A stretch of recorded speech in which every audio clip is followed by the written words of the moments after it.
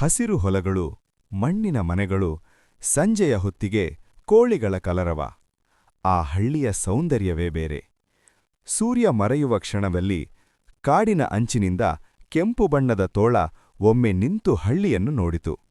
ಅದರ ಕಣ್ಣುಗಳಲ್ಲಿ ಹಸಿವು ಮಾತ್ರವಲ್ಲ, ಕಾಡಿನ ಚಾತುರ್ಯವೂ ಇತ್ತು. ಅಂಗಣದಲ್ಲಿ ಕೋಳಿಗಳು ಧಾನ್ಯ ಹುಡುಕುತ್ತಾ ತಿರುಗುತ್ತಿದ್ದವು.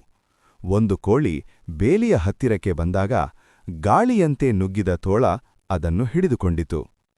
ಕೋಳಿಗಳ ಕೂಗು ಸಂಜೆಯ ಮೌನವನ್ನು ಒಡೆಯಿತು. ತೋಳ ಕ್ಷಣ ಮಾತ್ರವೂ ತಡವಿಲ್ಲದೆ ಕಾಡಿನ ದಾರಿಯನ್ನು ಹಿಡಿದು ಓಡಿತು. ಅಲ್ಲಿ ಮರಗಳ ನೆರಳಲ್ಲಿ ಪ್ರಕೃತಿಯ ನಿಯಮದಂತೆ ಅದು ತನ್ನ ಹಸಿವನ್ನು ತಣಿಸಿತು. ರಾತ್ರಿ ಹಳ್ಳಿಗೆ ಮೌನ ಮರಳಿ ಬಂತು. ಆ ದಿನದಿಂದ ಹಳ್ಳಿಗರು ಕೋಳಿಗಳಿಗೆ ಹೆಚ್ಚು ಕಾಳಜಿ ವಹಿಸಲು ಕಲಿತರು. ಕಾಡು ಮತ್ತು ಹಳ್ಳಿ ಎರಡಕ್ಕೂ ತಮ್ಮದೇ ಆದ ಬದುಕು ಎಂಬ ಸತ್ಯ ಅವರ ಮನಸ್ಸಿನಲ್ಲಿ ಗಾಢವಾಗಿ ಉಳಿಯಿತು.